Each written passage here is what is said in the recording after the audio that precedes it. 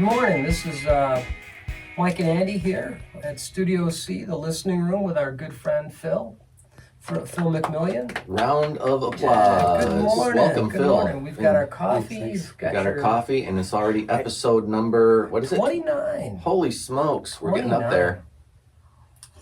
And I see you brought a nice classic guitar. You're going to play some original songs for us today? Sure. Why don't you start by telling us your story, though? My story. Actually, his CD is right there, third one from the bottom, all the way on the third from the bottom. There it is.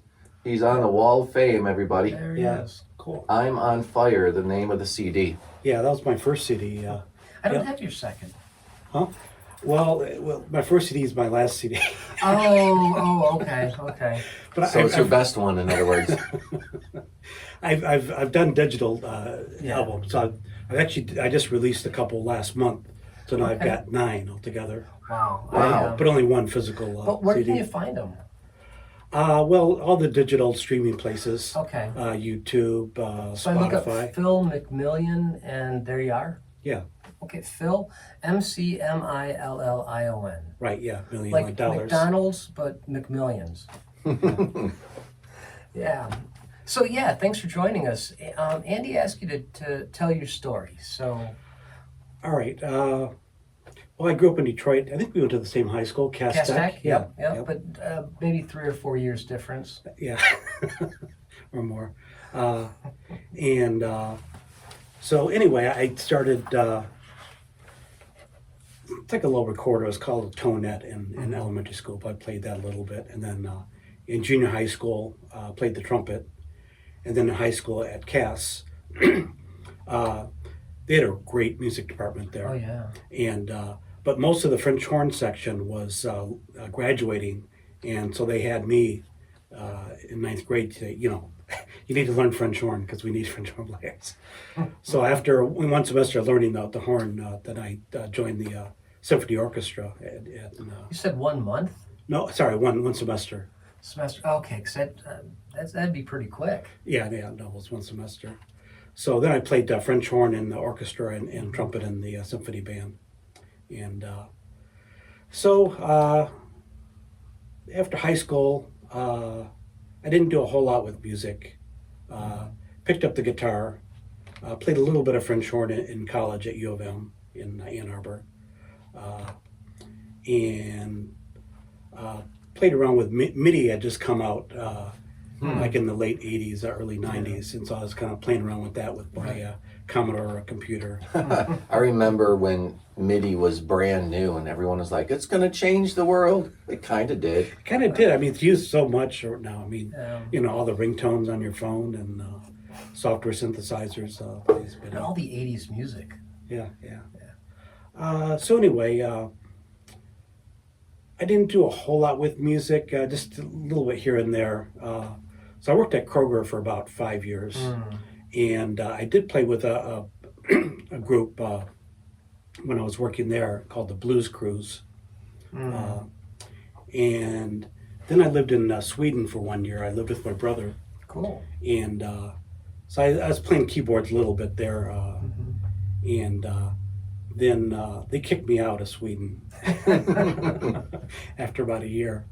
They kicked you out? Yeah. For bad behavior? Well, they're real strict about working permits, and I didn't have a working permit before I entered the country. And even though I was working for my brother and a company, Hewlett Packard, Ho-Pay they call it, offered me a job there, but I had to kind of plead my case before the police. Oh. And the day before I went to plead my case, I played squash and got hit in the eye with a squash ball, and I had this huge black eye. And so I don't think that didn't help. That didn't help. No. So then they asked me to leave, but I was kind of glad I was getting homesick. So. Oh, sure. Yeah. Sure. But that must have been a really interesting experience, living in another country for a year. Yeah. And I'd visited there before, and I'd worked one summer right out of high school, but I had never been there in the winter, so it was kind of interesting. Sure. And you were playing MIDI keyboards and such? Well, I just had a little Casio keyboard when I was there, so I wasn't really MIDI so much. But then Okay. when I came back, I still kind of tinkered around with that a little bit. Yeah. Here's an interesting side note.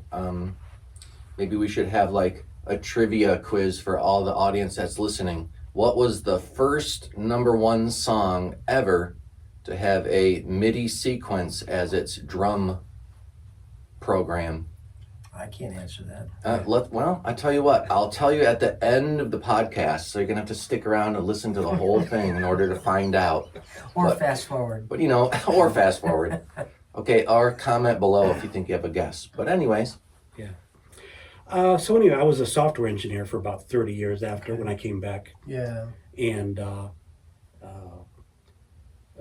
company called MedStat, and then a company called Thomson bought that, and then Thomson became Thomson Reuters, and then they sold off the healthcare division that I was part of, Yeah. and then a private equity firm bought that, and so I retired at the end of 2014, good for you. and so I've been kind of just farting around with doing music since then. Yeah. Well, that's how I met you. Uh-huh. In the open mic circuit. Yeah, yeah. And you know Rod Johnson. Oh yeah. Well, Oh yeah. he started a songwriters workshop back in 2009, Mm-hmm. and so I found out about that and went to that, and that was interesting. We met once a month for about a year, Yeah. and then it was a decent sized group, maybe like between 5 and 10 people, but then it got smaller and smaller and smaller, Right. and it ended up being the same 4 people, and then we just decided, hey, let's just start a band. Call it the open mic night band. So yeah, we called ourselves Julia's Seizure. Was that with Lyndon? And No, it was no. before that. That was with Matt Love Yeah. and Rod Johnson, and originally it was with Trish Kane, Okay. and then Elon Gordon came on board after Trish left. She had to move back to Clawson. Yeah. I don't know either of those people, Uh-huh. but of course I know Matt and Rod. Yeah. So yeah, we did, and because it was all the songwriting workshop people, it was all originals, Yeah. and 4 different people. So that made it interesting. Julius Seizures. Just one seizure. Oh, one is enough, I suppose. What a great name! You've had some really interesting names, like the Parsnips. Yeah. So after Julia's Seizure, so Rod didn't want to do it anymore. So Yeah. so then Matt Love got some other people together for the Parsnips, Iris Stallworth and a couple other guys. And Wolf was playing with you too. not originally, but after a couple years, he joined up. Yeah. Yeah. And so I played with the Parsnips for a number of years, and we had a kind of a regular gig at the Ypsi Ale House, Sure. and played around here and there. And Wolf Reuter joined us after a year or so, and then Rod Johnson came, and after Wolf left, Rod Johnson came and played with us again. Nice. Yeah. I like Rod. Well, I like Wolf. Yeah, too. yeah, they're both very good songwriters. So. Yeah. Yeah. And let me see. Then for a couple of years, I played with Rod Johnson and Lyndon Yeah. Thoburn. We were called the Good Things, and it was just a trio. Well, originally it was a trio. Then we added a drummer. So 3 musicians and the drummer. Yeah, I've heard that many times. Yeah. So anyway, COVID hit and kind of disrupted a lot of stuff. Right. I mean, disrupted playing, and the bands never really got back. We played a couple gigs after the worst of the COVID passed, but they kind of fell apart. But in that interim, when you were Parsnips, I asked you and Matt, and I don't remember who else, but you and Matt to help me fulfill a couple of gig obligations. Right. And that was a lot of fun. Yeah. I learned Yeah. some of your music, you learned some of mine, and Yeah. I learned Matt's song about the car industry. I don't remember what that was. Doesn't ring a bell. Whatever song, his disgruntled work song. Oh, okay, I got ideas. That's the Yeah, one. yeah. That was Sunday Morning Light. That was a version of Sunday Morning Light. Yeah, that was fun. That was fun. We played in Chelsea. We played at the Holler Fest. Yeah. And then the Rumpus Room, or is that what it's called in Chelsea? Chelsea was the Sounds and Sights. Right, but I think Thursday there was night. a Rumpus Room after that. Oh, right. We did that. Right. So probably good 3 to 5 gigs. Yeah. And I appreciated that. Yeah, well, that's fun. Yeah. COVID kind of put the brakes on playing So out much. and doing live and having a band out there doing gigs. Yeah. Well, Yeah. Broski and I had kind of a joke that we saved so much money by not gigging. Yeah. And let me see. Oh, so Rod Johnson also turned me on to this songwriting challenge every February. Yep. February album writing month.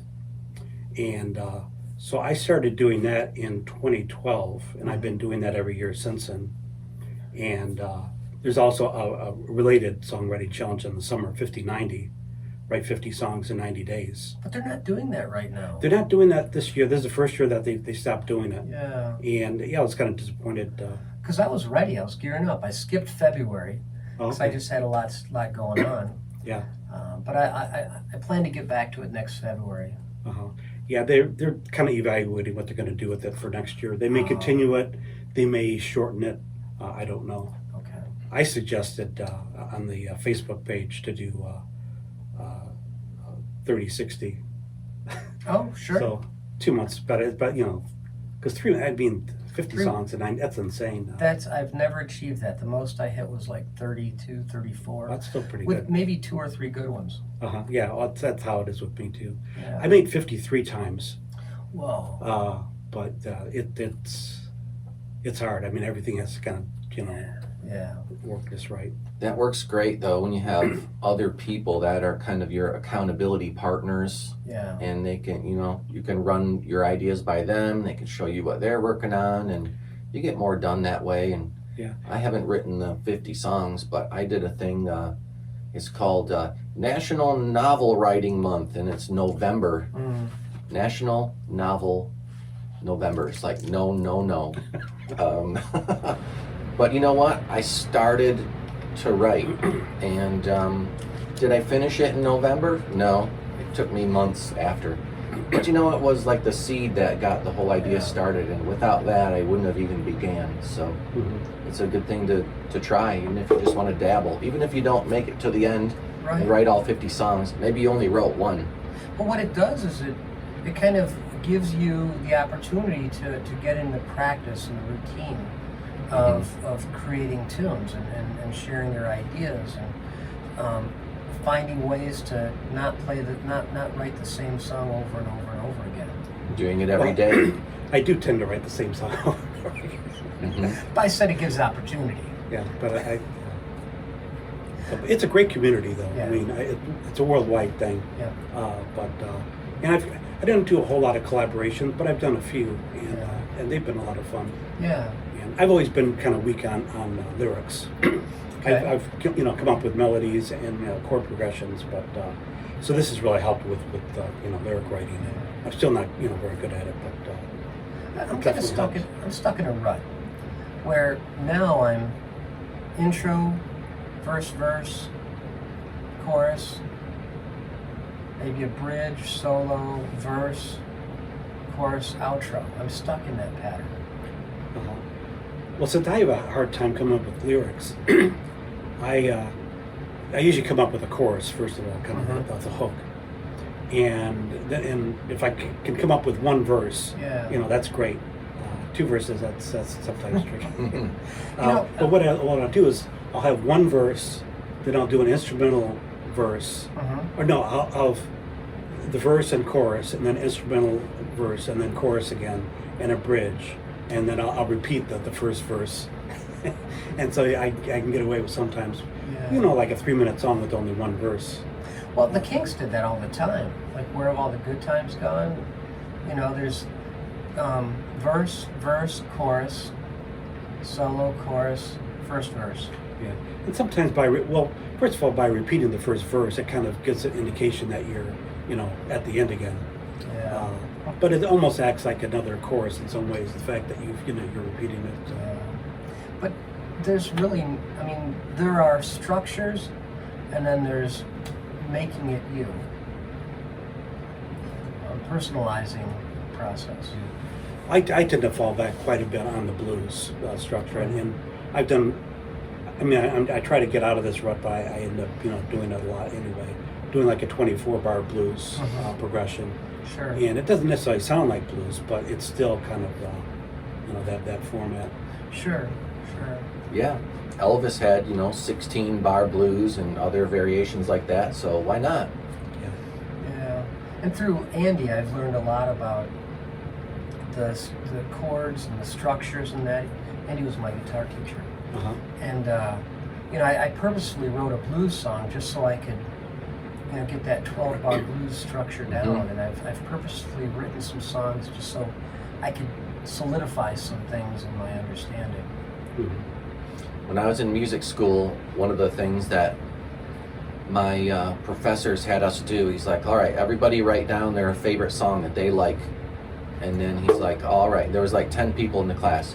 Okay, we're going to listen to all 10 of your songs, and we're going to take a pencil and we're going to write down verse, chorus, and how many measures each one is. Ready, go. One person picked the Ramones, and then I picked, I don't know, Dream Theater or Motley Crue or, something like that. And then someone wrote Beethoven, and we were like, great. So we had to write down, okay, states the idea, it's 4 measures long. Oh, it's in a new key for 4 more measures. Oops, now he does the slow down part where it's longer notes, and that's 8 measures long. And then, so, by studying all those different things, it got me out of, I don't have to just go intro, verse, chorus, bridge, chorus, ending. I don't have to do that. I can do something else. Well, before I played guitar, I didn't know anything about that, so my lyrics were all over the place, weren't they? Why? Well, I mean, that's been 10 years ago-ish. I like a lot of the old-time pop tunes from like the 30s and 40s. Yeah.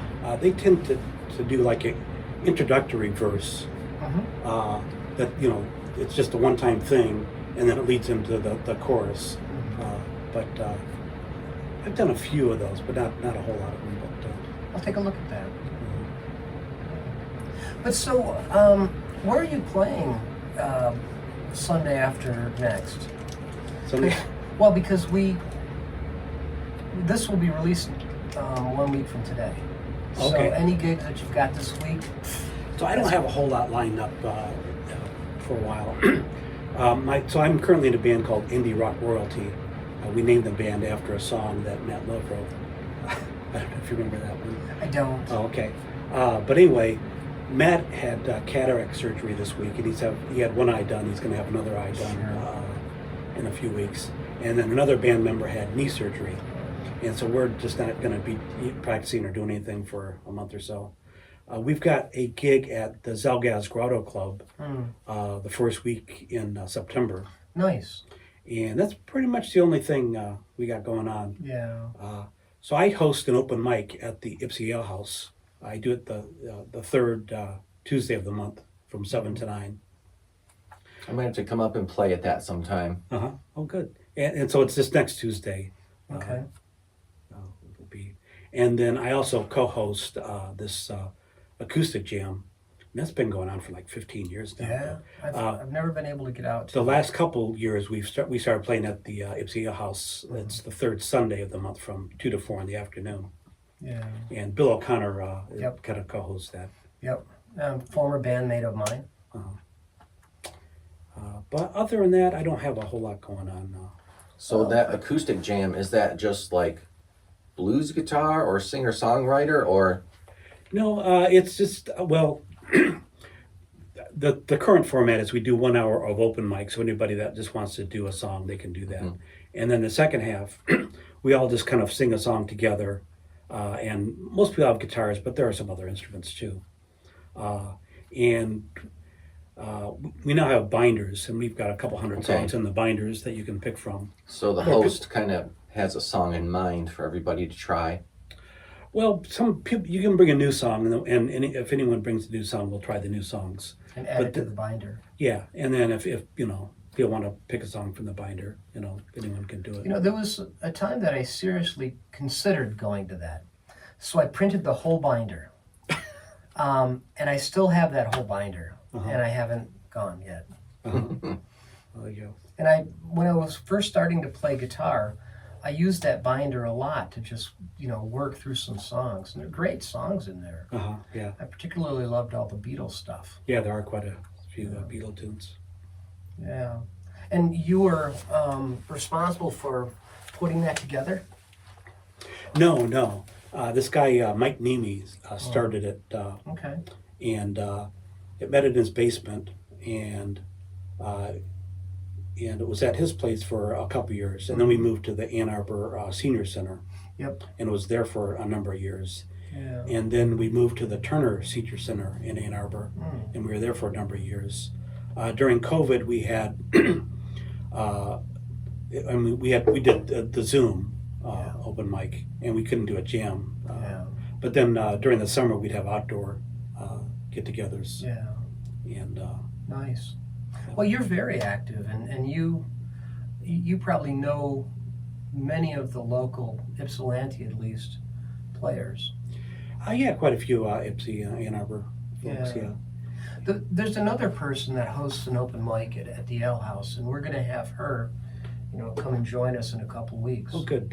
Skin D's. Sydney. Yeah. Sydney. Yeah. Yeah. And she's an interesting person. Yeah. So tell us, what is the biggest gig you've ever played? Actually, it was just a few weeks ago, in front of 8,000 people. Whoa. I did the sound for the No Kings protest in Ann Arbor. Nice. Okay. And so then the organizer wanted like an hour's worth of music. So then I did 2 songs there. And that took an hour? Those are some long songs. Yeah, well, I didn't do this. That's someone else did. A Hard Rain's Gonna Fall. That took quite a bit of time. So protest songs? Yeah, kind of, Yeah, nice. And I went to the one here in Tecumseh, which was, 8,000 people, right? well, maybe if there were 100 people there, that would have been good. Yeah. Yeah, it was much bigger than we anticipated. We thought maybe 3,000 or 4,000, but Yeah. Ted went to the one in Adrian, and there were about 800 over there. Yeah, and I heard Celine had a really good turnout. Mhm. Yeah. But what an exciting experience. How did you connect with being able to do the sound? Well, the organizer, I had worked with her a couple of years ago, and for another protest, and so. Okay. Cool. Okay, so now I need to ask the question I asked to every guest, and you might have already answered it, but did. here it goes. You did. Do you write the lyrics first, or do you write the chords first? So for a number of years, I came up, over the years, and I'd come up with some melodies and chord progressions, and I'd either play them on guitar or keyboards, but no lyrics. And I still kind of tend to do that first. I'll noodle around and come up with something, but I've been trying to work with lyrics, and sometimes I keep a notebook and an electric notepad thing, and any hooks I think of, I just put them in there and just have a collection of them and revisit them every so often. And sometimes I can work with it, but other times nothing comes out, so I just But another time it might work well. But I have the same thing on Google Docs. yeah, And I came up with one line this morning. I wrote it down. Can't tell you what it was. It was there and it's gone, and that's why I wrote it down. yeah, it's amazing how quickly you can just forget something. There have been many times where, I think of some idea. I might be in the basement and I have to go upstairs to, record it, and then I get distracted by one thing, and then I Squirrel. Right. Why don't you share with us one of your tunes? Okay.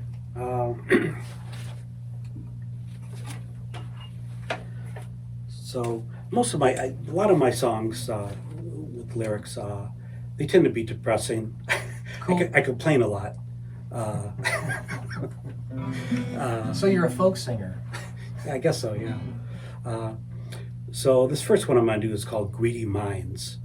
And it's kind of about climate change and how greedy people have kind of ruined things for everybody. Yeah. But anyway,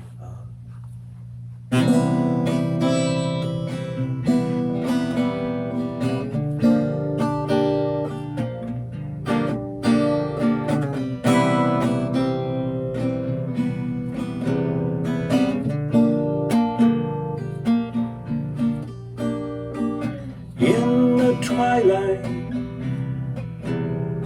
and into the night,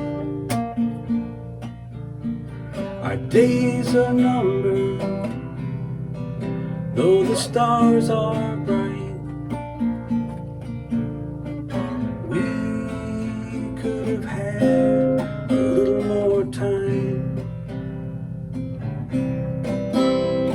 if not for fools with their greedy mind. Dawn is breaking, the day begins. Shed some light on corruption, expose the sins. We could have had a little more time, if not for fools with their greedy minds. Capitalists and autocrats will be the death of us all. The world needs to work together before we fall.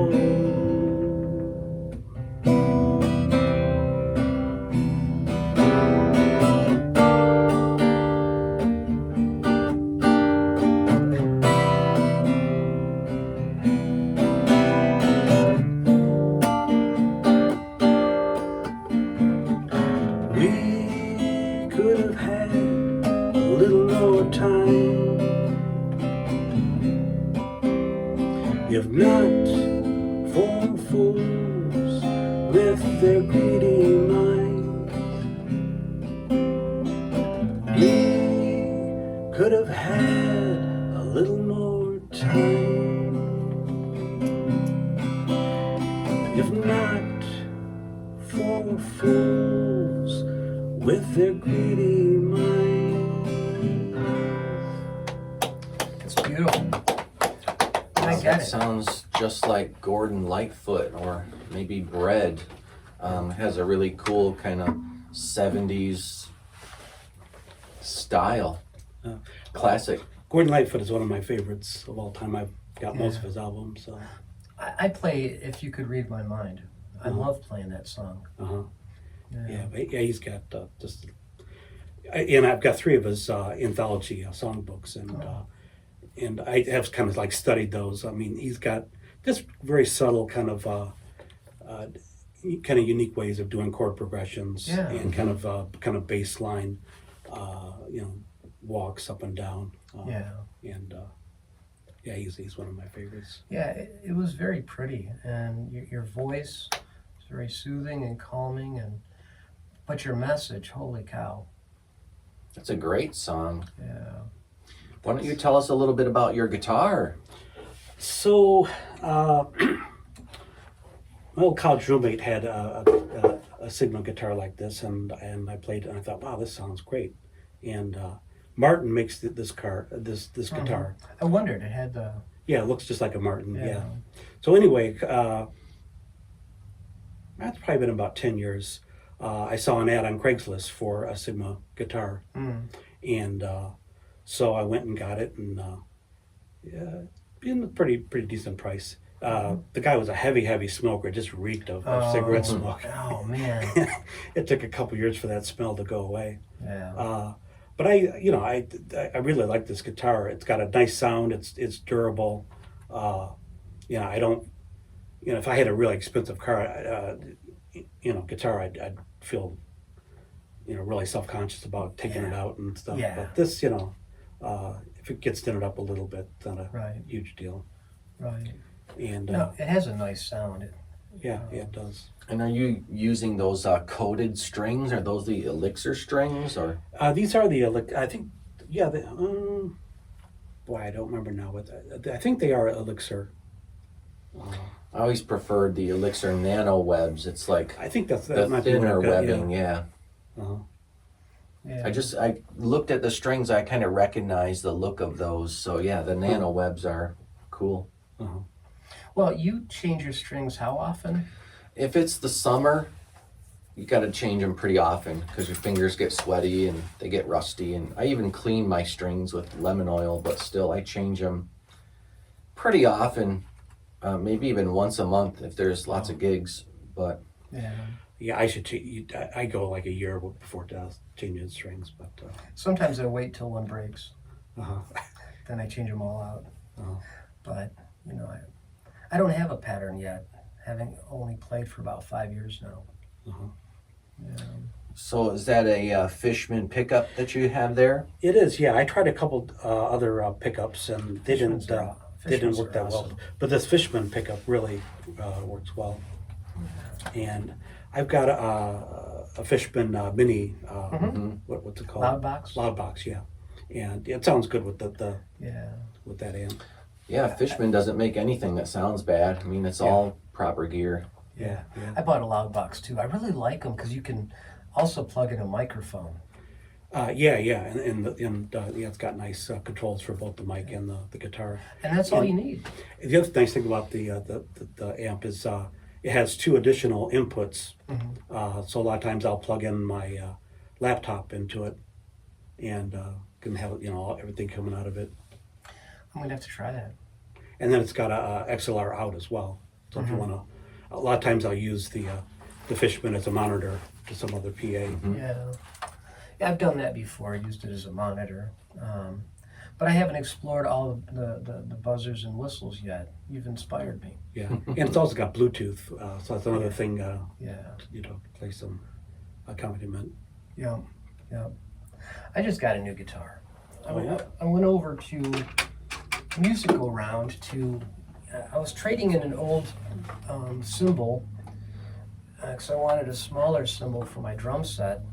And I saw this, and I've been wanting, a very thin, classical type electric acoustic guitar. Uh-huh. And this was like $330.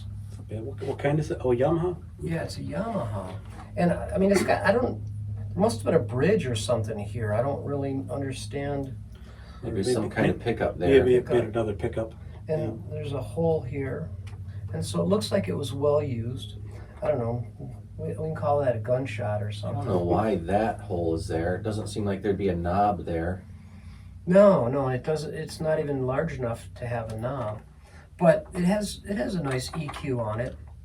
I haven't plugged it into an amp yet, but I've just been playing it, and it's got this nice, beautiful sound.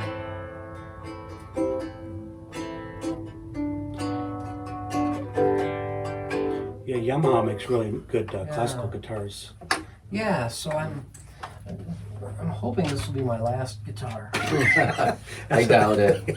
I said I'm hoping. Yeah. How big's your collection?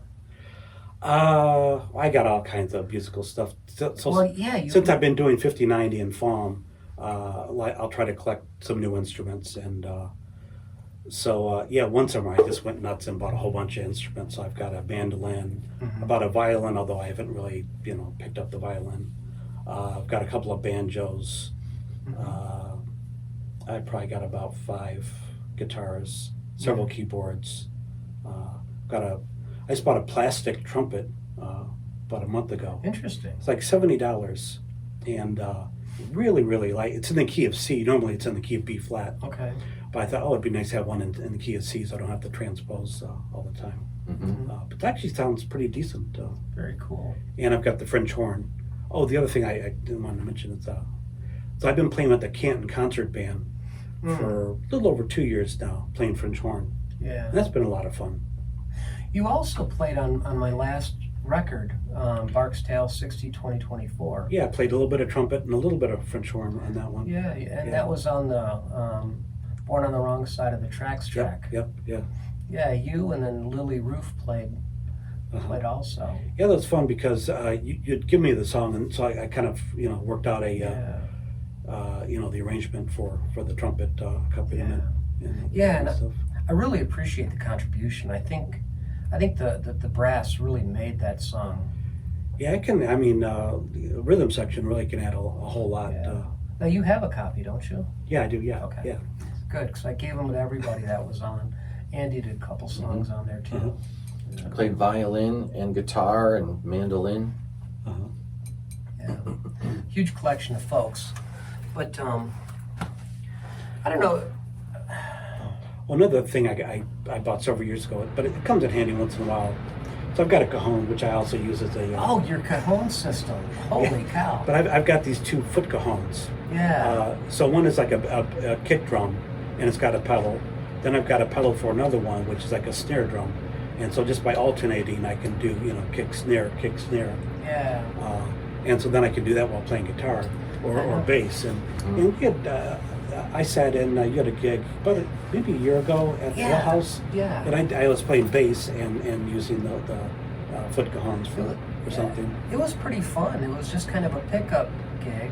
Yeah. That I'm just invited to random. And I think people. Candy may have joined us too. Candy did. Yeah. Candy did. And I think John Lowe was there, and maybe even Greg Iddings and maybe Ted. But that might have been a different one. Maybe, yeah. Yeah, I've done that a few times. But man, your foot cajones are just amazing. It gets boring after a while, but it because there's only so much you can do. Right.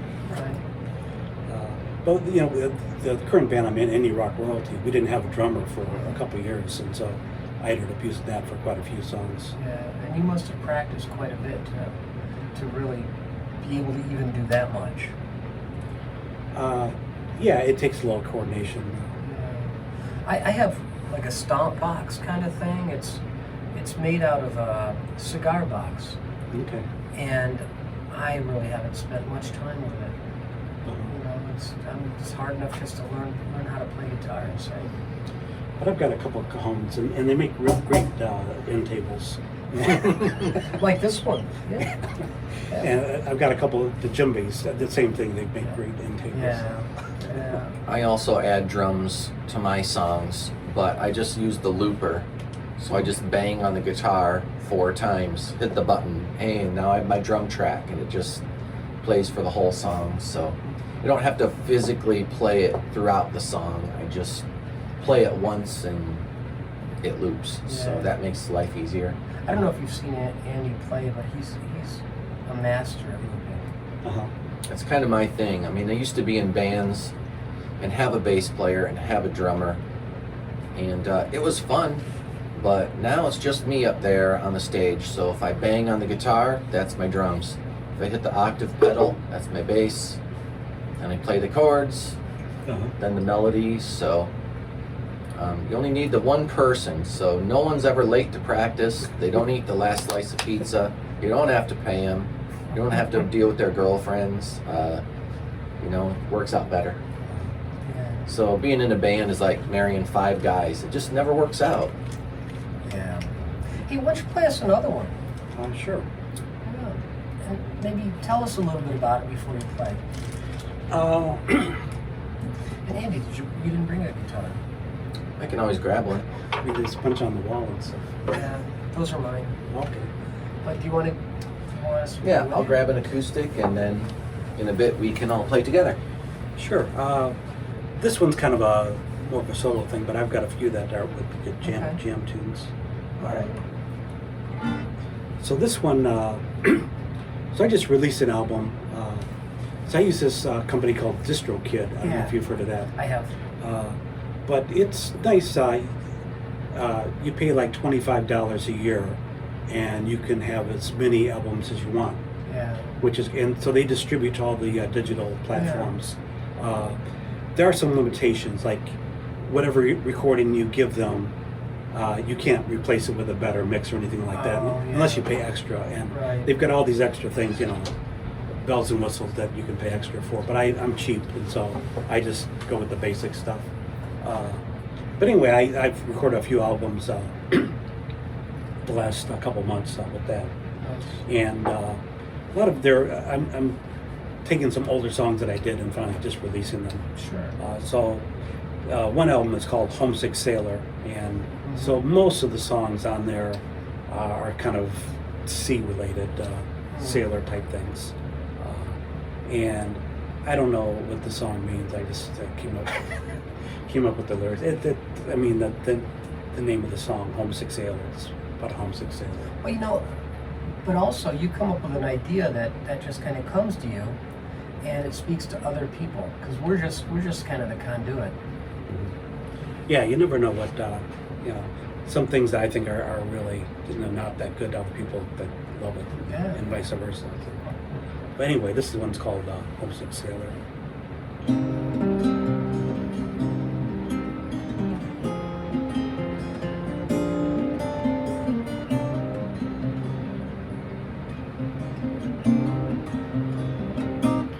I'm a homesick sailor, adrift on the sea.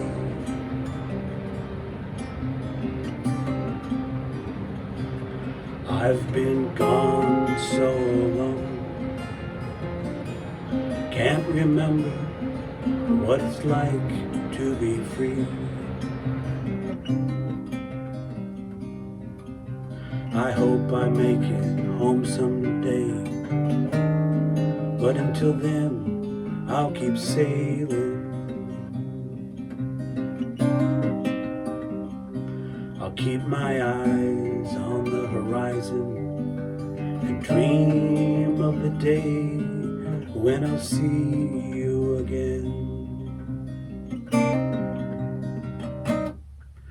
The waves keep a-rolling, rock my body to and fro.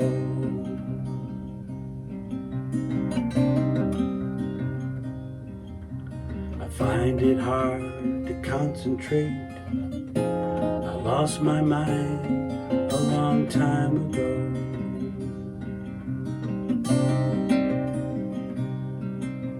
I hope I make it home someday, but until then I'll keep sailing.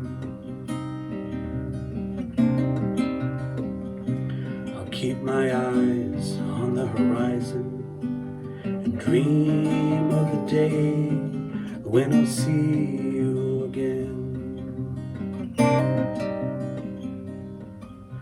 I chose this long journey to escape from my past. It was a stupid decision. Any day can be my last.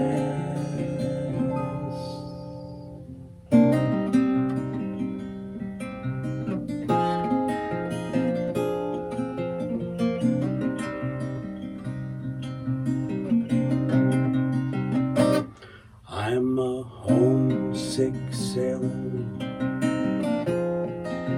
adrift on the sea.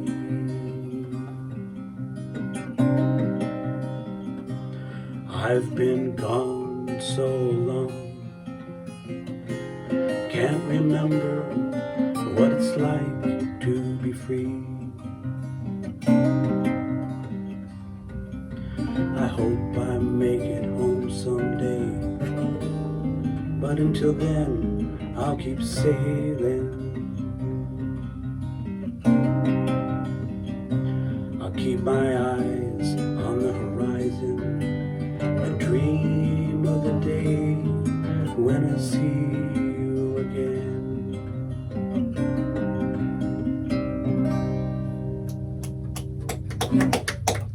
Very nice. Nice. I like the chords you played in that song. Yeah. So you and Matt have been partners in music for what, 10, 15, 20 years? So Matt joined this songwriters workshop that Rod started back in, may have been in 2010. So since then. 15 years. Yeah. And so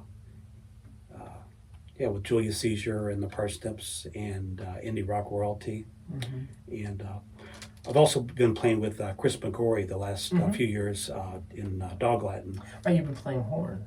A little bit of trumpet, yeah. Yeah. A little bit of guitar. For a while I was playing cajon. And But he has a drummer now, right? yeah, Chris Carey, who's really, really good. He plays with Indie Rock Royalty. Mm-hmm. I thought he was so good with Dog Latin, I asked him to join Indie Rock Yeah. Royalty. Yeah, I've seen Dog Latin, and I thought, was it them? Yeah. Over at Matt had a party I went to once. Oh, yeah, okay. Yeah. And it's a lot of Chris's original material, but we do a few covers here and there. Yeah. Well, have we had Chris? We've had Chris here. You have, yeah, because I saw the video. Yeah. It's, starting to all blur together, Uh-huh. being the 29th episode. Yeah, we're trying to interview every Michigan musician, one person at a time. It's going Yep. to take a while. It will, yeah. So contact us, send us an email, Right, we'd love to Text. have you. smoke signal, anything. Yeah, we have quite a live music scene going here in Southeast Michigan. Yeah. And we're all part of it. And last night I played at the Flying Otter. Then I went to Muck's and caught Brett Maynard. He played. Yeah. Then earlier in the week, we had Friday night, we had Brad Skinner at the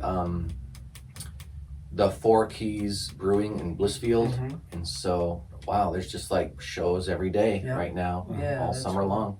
That's nice. I know that they're doing something downtown. I believe it was Friday night, and I think Cat Canyon was the Yep, Who's Cat that? Canyon plays. To come see? yeah Okay. to come see not the brewing company but Tavern, Tecumseh Tavern. Yeah, they have a parking lot where they set up like a stage and have music outside. Yeah, only in the summer, not in the winter. Yeah, but it's been a lot of fun getting to know all these folks. I think I've been. Actually, it was when my sister was passing away, so that I started getting to know all these folks about 13 years ago.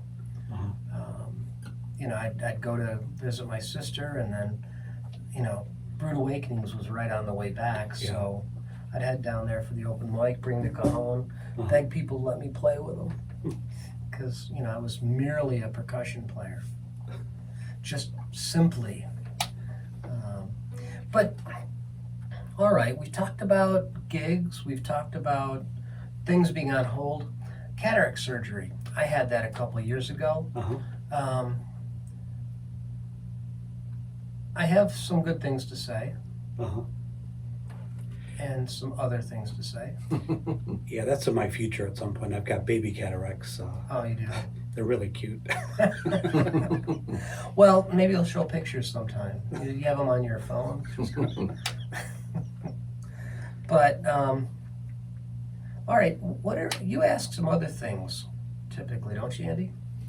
Yeah, tell us about, any gigs you have coming up or any CDs. Like we already asked you if we can, find your music out there. But tell us about all your recordings that you've released. So I've now got 9 albums and over 100 songs, which is good. And if you just search for Phil McMillion on any of the streaming platforms, I tend to direct people to my Bandcamp site, which is philmcmill.bandcamp.com. How does Bandcamp work out for you? I mean, is it just a way to have people listen to your music for free, or do you ever earn any money from it? No, I do earn money, yeah. So people do, and more people have bought through Bandcamp than any other place, my albums. Okay. And the other nice thing is I recently upgraded some of my software that I use, and I bought this Isotope music production. Okay. And they've got some really good software for improving mastering and mixing and stuff. And so I've gone back and tried to improve some of my songs, and then I can post them up on Bandcamp with the new improved versions. But yeah, I really I like Bandcamp quite a bit. I've also got a website. It's McMillie.com. McMillie? McMillie, yeah. Is that with an I or a Y? I, yeah. And so it's phil.mcmillion.com, or just search for mcmillion.com. That'll work too. So I've got like my schedule of things coming up, and I've got some Nice. videos and audio, and I've got a page for the store and stuff. And having been, programmer, I kind of knew how to do the website, so I kind of, do that myself. That's a bonus. Mhm. It's a bonus. But I checked out for a second. Did you say that you make some money on Bandcamp? Yeah. Okay. Not much, but Yeah. and the other nice thing, I can direct people to Bandcamp and say, hey, you can listen to them for free, and you can look at the lyrics, and people want to buy them. A lot of people buy them without actually downloading them, Oh. and which it's fine. I mean, so Yeah. good. There are so many different ways to get our music out there than there ever have been before. Yeah. We would occasionally hit some, coffee shops or, bars or wineries or breweries, and we would play and the barista would enjoy it, or the bartender, Mhm. and then, occasionally a couple people would come in and say hi. And I know you've done some festivals. I know you've done the Ann Arbor Art Fair a couple We did the times. art fair a couple of years, yeah. Yeah. And the last few years, Indie Rock Royalty has played at the Chelsea Sounds and Sights on Thursday nighs. Yeah, Yeah. that's been a lot of fun. And you're usually at the Appalumpkin, but somehow,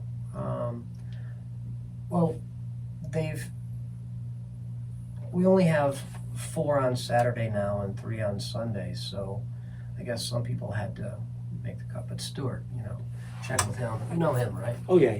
Yeah. But I don't know. You want to play a song together? Sure. Let me see.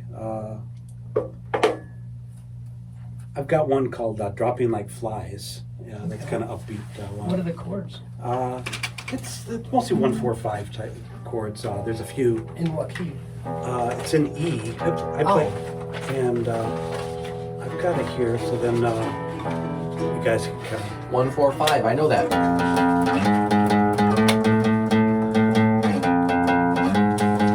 1-4-5, right? Fret 1, So fret 4, I use a fret cable 5. one too, Oh, and so I do okay. that. But if you don't have a cable, you can. That's the real. I'd like to play without a capo. I do have a capo. And another thing I tend to do is I write very depressing songs, Cool. but make them upbeat. And so this is one of those songs.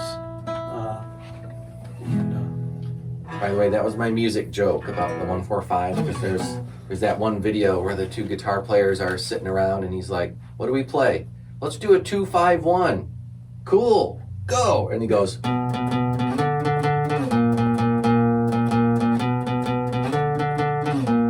they play a whole song, they get to the end, and the other guy goes, did you just play fret 2, fret 5, fret 1?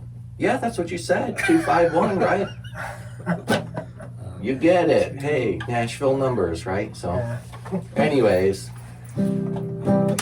a joke for the musicians out there. Yeah. Okay, so what is this song? Called Dropping Like Flies. And you're going to use a capo on fret 2. Yeah. But he also has it listed without a capo. Yeah. Wow, smart. Okay, so there's 2 rows of chords. Yeah, so either go down there or go like that.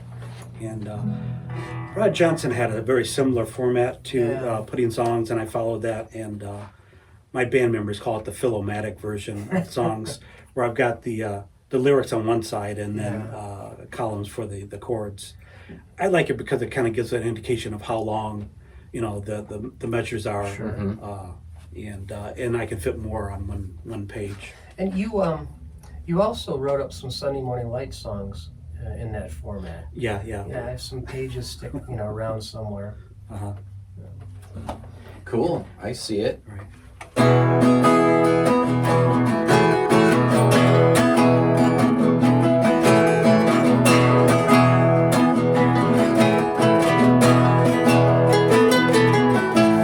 They shut 'em up and mow 'em down.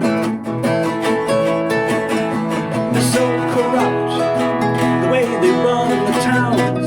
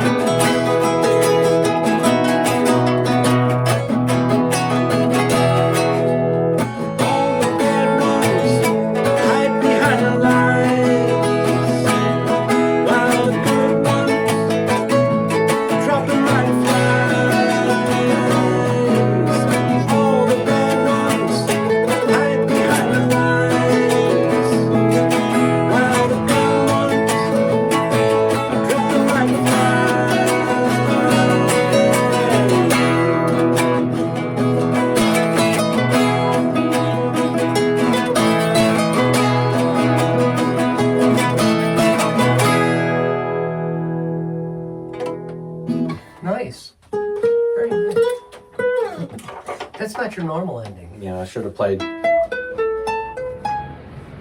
There we go. Cool, No, great that's- song. It really is, man. I really appreciate your songwriting, and the way you write up the songs is just really kind of interesting and fairly easy to follow. But you attribute that to Rod Johnson.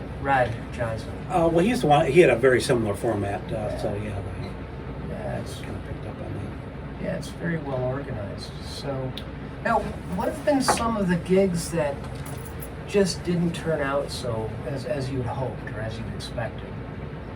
Have you had any of those kind of sad days? Yeah, well, I've had. So, I guess it was with Julius Caesar. We had a gig in Belleville, and it was for I think it was breast cancer benefit. But they had this stage and this huge field, and no one was there except the drummer's wife. Oh. It's like way back there, and it was kind of funny. But Yeah. but I've had several gigs where no one shows up, and Yeah. just only people that work there. But, Right. what are you gonna do? It's sometimes you'll go someplace and you'll accidentally be seen because there's a musician. Oh, I didn't know that. I've had those experiences. All of a sudden, a musician comes in and starts playing, and people are shocked.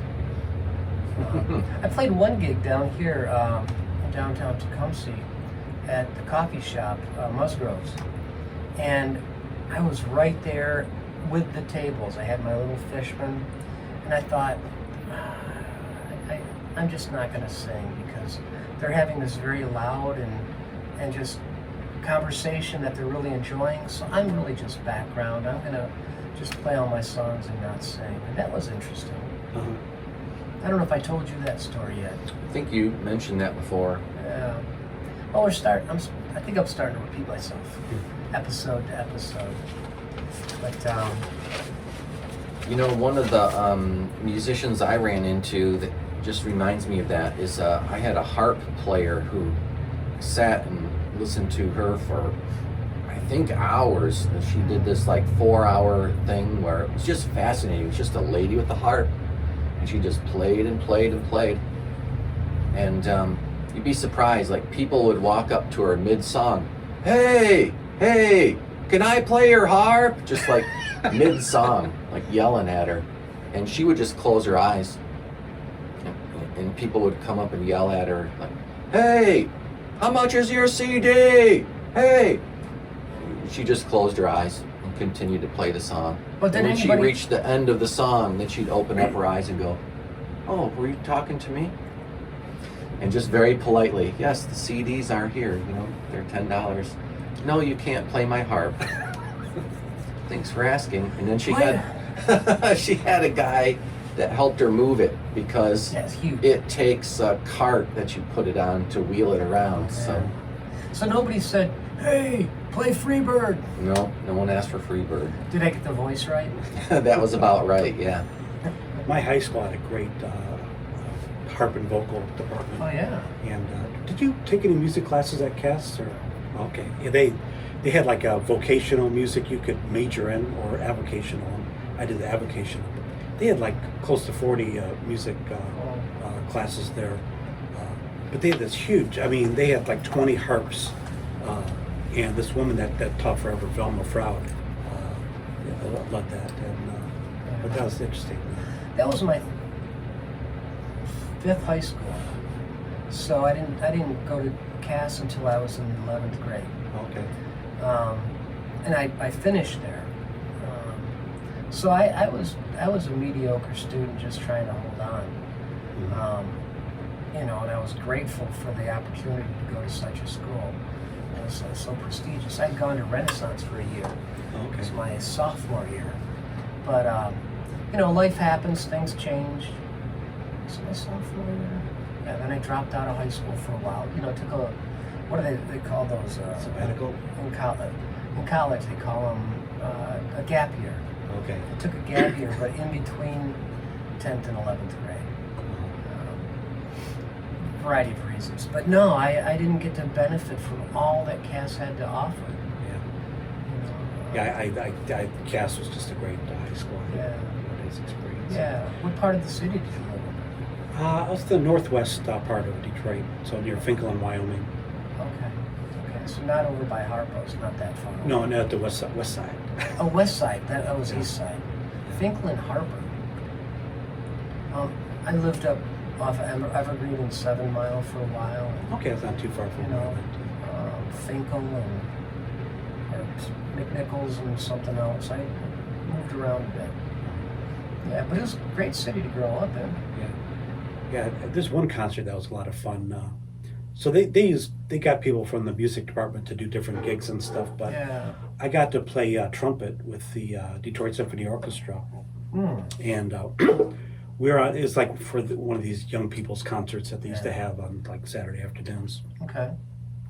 But we played the 1812 Overture, and then right when the finale came, we were on risers. We came up, and then I was playing first trumpet, but having the Detroit Symphony behind me, you know, it's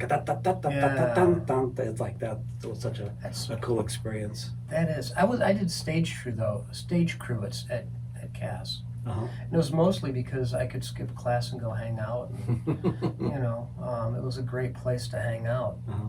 One year they did, when I was in high school, Prince was really just hitting his popularity.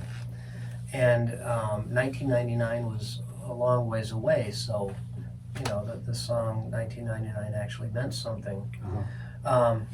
And they did this one show where this one guy that I actually went to middle school with, was geared up like Prince, played guitar and sang, and I was in the stage crew showing the lights, and he did great. I'm sure that all those guys came out of the music department.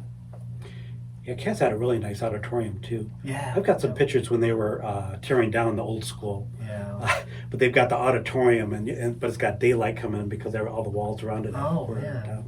But interesting pictures. I mean, having been spending so much time in the auditorium. I think I saw some of those online where this is what it was like before, and this is what it was like before or as they were tearing it down. Uh-huh. Yeah, really kind of sad. Like when they tear a school down, or when they even stop a school, like Siena Heights University. Let's talk about that. So last week on our show, we had Dan Kesterke, and he is the director of bands at Siena, and Siena just announced they were going to close at the end of next year. Yeah. But here's a silver lining. Guess who the next director of bands is going to be at Adrian College? Dan Kesterke. Oh, that's so great. You won't have to go out and look for another position because Adrian College snapped him up fast. Well, that's my alma mater. I went to, I earned my bachelor's from Adrian, and he did from Siena. Okay. And he was U of M. Yeah. A lot of people I see online, a lot of my old Siena friends, Siena alumni are just kind of heartbroken about, Siena's legacy because it was great while it lasted. We went there and it was wonderful, but sad that another generation of kids don't get to go experience it. But well, I mean, the one thing you can count on is change. Mm-hmm. It did change there pretty rapidly. Like, I went to Siena in '93. There used to be this thing called the Art Bash, and I just remember a couple different artists that were making sculptures, paintings, and every weekend you'd go see one of the students displayed. My wife had a display, her friend Vicky had a display, Damien had a display, everybody had displays. Mm-hmm. And I just remember, like in '93, one weekend, walking back from the music building, and there was limousine, and these people in suits getting out, going into the art building. What's happening? What is something important happening? Let's go check it out. We go into the art building, and it's just wall to wall, hundreds of people. People flew in from New York and LA to see whatever the art display was, and it was a Siena student, and he was doing wrought iron they looked like park benches, but they were seats and thrones, and they had like vines coming up off them with leaves, but it was all solid metal. And Pretty intricate. welded them all together, and it was, he sold every piece. And the art school there was crazy good, and a lot of great musicians came out of there, and we had great professors, but just kind of slowly dwindled after a while, and things changed fast. But I guess they don't make money in the higher education world there. I guess they've lost money year after year after year after year, so unfortunately they had to close. But they do have a great nursing program that's very strong, so I feel bad about anyone that's halfway through their nursing degree, because they're going to have to pick a new school. I just remember something, Phil. How many times did I ask you to come down and play on the streets of Tecumseh? A few times, maybe 3 times. Like a sand art sculpture Yeah, thing? And yeah. Those have been fun. yeah. They don't have cash for that right now, so Okay. I'm just going to go down and play for the heck of it. But I think, was it in the heart of the sun beating down summer, those times? Yeah. So it was. Although the last time I played, I think it's right around the corner. It's like in a, not an alley, but in between buildings, so there's a lot of shade, so that was nice. I think it's like on the other side of the post office. Okay, yeah, there's, of course, downtown is 2 blocks, so, but, yeah, I've called you sometimes, and you've been able to come out and do some things, and I really have appreciated that. Yeah, no, they've been fun. Yeah, I'm still waiting for the call back. Gee, Mike, come out and do something with me. But the distance, man, the distance just kind of is a challenge. So right now I'm playing in a band with Andy and 2 other local guys, and then we're gonna play at our local Lenawee County Fairgrounds. Lenawee County Fair, everybody. In 2 weeks, actually. On Well, Saturday. it'll be a week from. It'll be 6 days from when this releases. That's right, Bark's Tales, Lenawee County Fair, 5 to 6 on the 26th. Come check us out. Yeah. And my kids that are students that take lessons with me will also play on the Thursday before. It's a kids' day Nice. at the Lenawee County Fair. Yep. And I'm playing with Jonathan on the 25th on the same stage at the same time, 5 to 6. I'm doing a duo with Jonathan Gardner. We are so different that it makes it interesting. Have you done any kind of duo stuff with people that are just so different than your style? I mean, my style is kind of rock folk. His style is kind of operatic and beautiful. I don't know. Most people I play along with, kind of similar kind of pop, folk, a little bit of rock stuff. Yeah. So but it's mostly with Matt, wherever you go, and that's good. It seems to be, yeah. Yeah, he's a good guy. Yeah.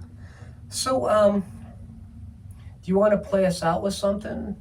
Do a song together, do a song separate? Sure. It's up to you. All right. Maybe I'll do just a solo one Okay. called Things. THINGS, things? Yeah. Okay. And this is on one of the albums that I just released. Ladies and gentlemen, Phil McMillion.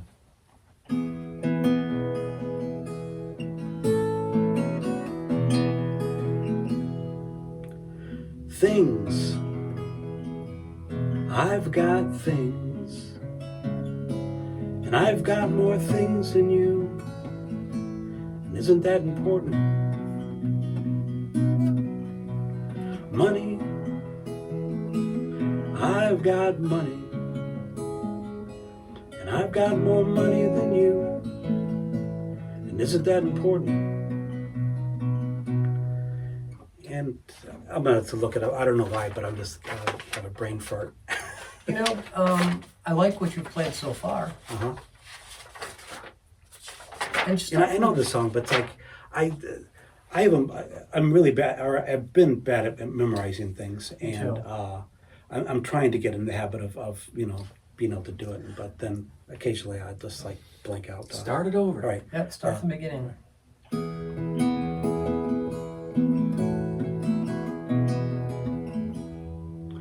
Things. I've got things. And I've got more things than you. And isn't that important? Money. I've got money. And I've got more money than you. And isn't that important? But that's not good enough. I want more. It's worth fighting for. It's worth going to war.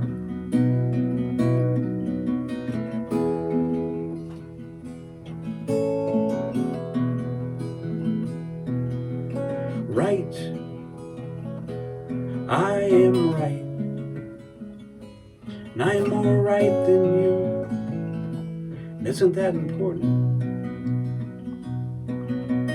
Better. I am better. And I am better than you. And isn't that important? But that's not good enough. I want more. It's worth fighting for, worth going to war.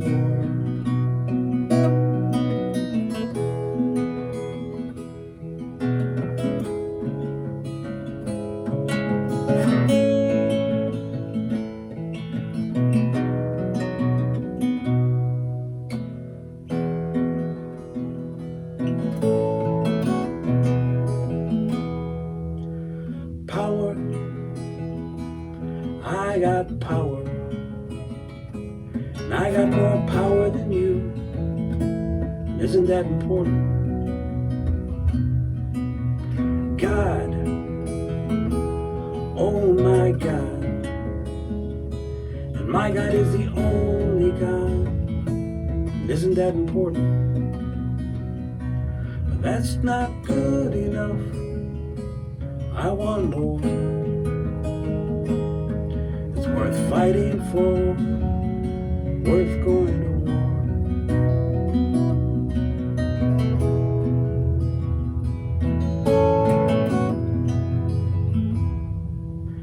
Ahead,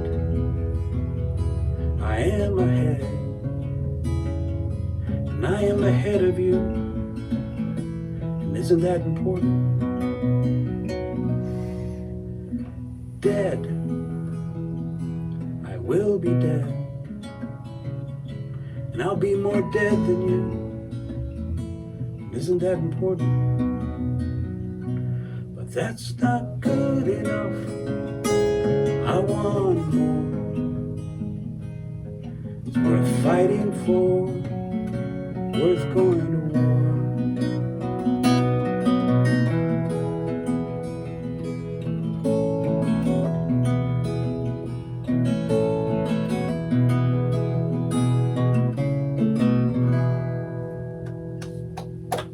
Wow, that's great.